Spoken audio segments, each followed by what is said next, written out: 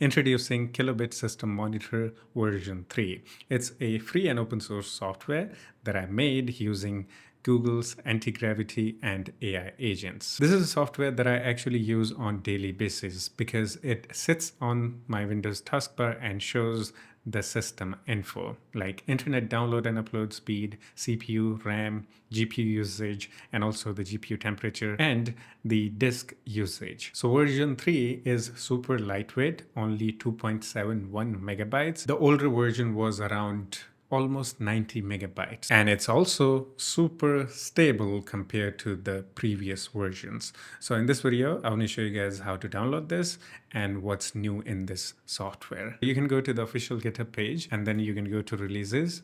And from here, you can download the latest version. I updated this 1 hour ago because there was some issues with the dark theme and white theme. So I fixed that. So you can click on this exe file to download it. If you see this error when you're trying to download this, Kilobit System Monitor isn't commonly downloaded. Make sure you trust Kilobit System Monitor before you open it. Browser will probably try to block it because it's not that popular software, plus it's not signed, but this is a completely open source software. You can go and check out the source code in GitHub and all that, okay?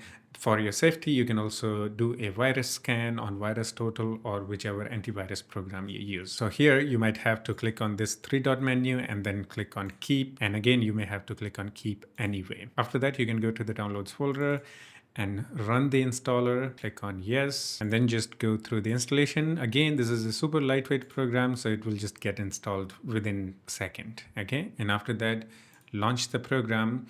If you see this option, you must install .NET Desktop Runtime to run this application. That means the .NET Runtime version 8 isn't installed on your system. So you'll have to click on download it now, which will take you to the official Microsoft website to download the runtime, okay? And it will automatically start downloading the runtime. So you just install that runtime. In most cases, you don't have to install the runtime because you probably have this already installed on your system. Like when you install Discord or any other popular game or apps, those actually require this runtime on your system to run. So you probably don't have to go through this step. Okay, once the runtime is installed, open the Kilobit System Monitor again, and it will open the Kilobit System Monitor settings, and you'll see a overlay on your Windows taskbar. Okay, so I have this thing already installed on my main machine. Again, I use this software on daily basis just to see my system stats. So you'll see upload and download speed, CPU, GPU, RAM usage, and also the temperature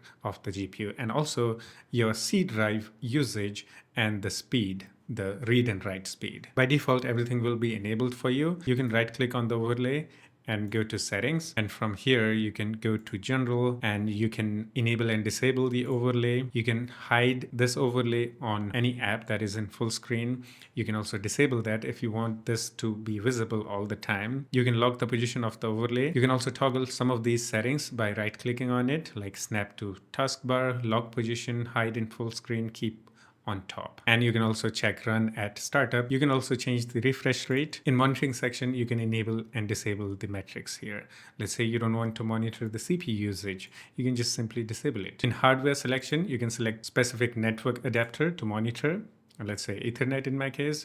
In graphics card, you can select specific graphics card to monitor, and it will also show you the temperature. If the temperature isn't available for your graphic card, it will say NA in overlay. And in storage drives, you can see all the drives on your system. You can check them to add them to the overlay and monitor them. In appearance, you can customize the overlay, the text, the fonts, colors, and everything. This is default, and this is what I like. Okay, but you can go and change the colors of the metrics to whatever you like, and you can click on reset appearance to reset the customization. There is a new option here, enable capsule. It creates a box around each section, so you can enable or disable it. By default, it's enabled because it looks cool. Or you can use background palette, so you'll have one unified background for all metrics, and you can also change the color for that. You can also change the capsule color and all that. Again, this is default and this is what I prefer. And in about section, you can see the version and you can find the link for my social media, GitHub, and all that. And there is a option in the middle, reset all settings. If you want to reset everything to default, you can click on it to reset. If you want to quit the application, you can click on quit application and it will close the app. Now let me show you guys some main and useful settings of this app. By default, the overlay will be locked onto your taskbar. But if you don't want this on your taskbar, instead you want in your desktop, just floating, you can turn off the lock position and also snap to taskbar. Once you turn off these options, you can actually left click and drag this to wherever you want. And now if you don't want this overlay to appear on other applications when you're using them, then you can also disable keep on top option. When you use the other apps, it won't appear on top. But I like to have this on the taskbar. So I just position it like that to the left side and then lock the position, or I can also enable these options from the right click menu. Now, one more thing, you can also enable and disable the hide in full screen. By default, it will be enabled. So let's say I'm playing a game or I'm using a browser in full screen. Let's say, for example, it will automatically hide just like that. But let's say you want this to be always visible no matter what while you're playing game or using any app in full screen. You can turn that off and then go full screen on your game or anything. It will always be visible. So these are the different ways you can use this app or the overlay. Now let's talk about some technical stuffs or some questions you might have or the future roadmap. This is a pretty simple yet really useful app, at least for me. To make this lightweight, I dropped the support for WinUI 3 that I was using for settings. And now it's using the WPF. So that's why it's super lightweight now. Only like 2.71 megabytes. Before the version 3, it wasn't that stable. And it had some issues, and it actually took me almost like a week to make the version 3 complete. Again, this is an app that I actually use on daily basis, so I can see the stats at a glance on my taskbar. Since I'm using this on daily basis, if I find any issues, I can always update the app again and all that. But there are some limitations, like it can't show you the CPU temperature and FPS. These are actually one of the most requested feature on this app, but there is a problem. To show the CPU temperature, this app will require you to run it as administrator. Right now, this works on user level. No admin permission, no nothing, okay? It will never ask for any admin permission, so it's absolutely safe. If I want to implement the CPU temperature in here or FPS counter, I'll have to create a kernel level driver, which is complicated. Plus, I don't have money to sign that driver or this application. Okay, this is a free and open source app, and I want this app to be completely safe. So that's why I'm avoiding adding the CPU temperature in here.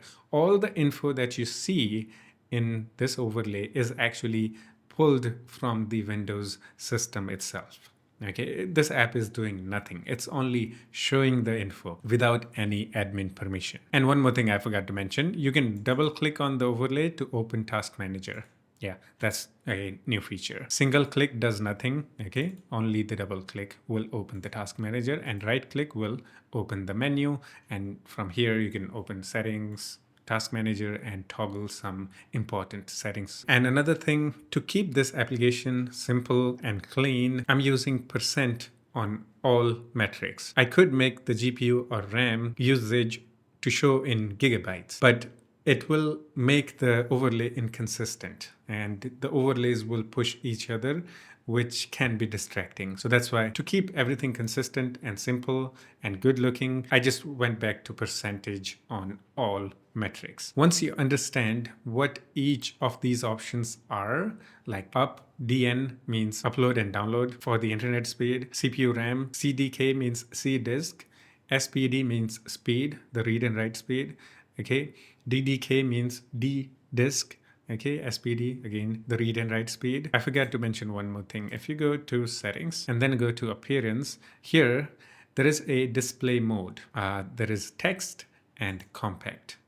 You can make this overlay even smaller. Now you'll see only one character here, okay, UDCR. C stands for CPU, R stands for RAM, G GPU, T temperature, and the drive letters for the drive metrics. Now, in previous versions, there was a icon display mode, which also had some inconsistency.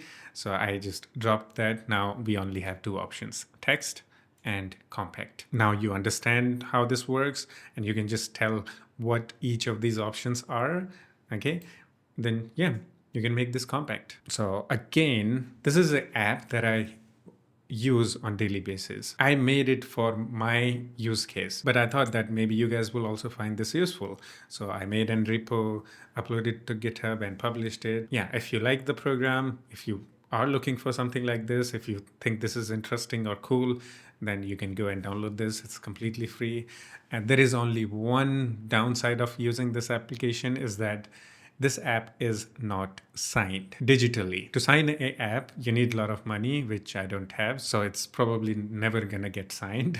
Okay. Or maybe in future, I'll try to make an Microsoft Store dev account. So that way I can publish, and they probably automatically sign the app there. So yeah, let's see what happens. If you have any questions or have any suggestions for me, you can always do the comment, and we can have some chit chat in the comment section too. Yeah, that's it. I'll see you in the next one. Take care of yourself and have fun. Bye-bye.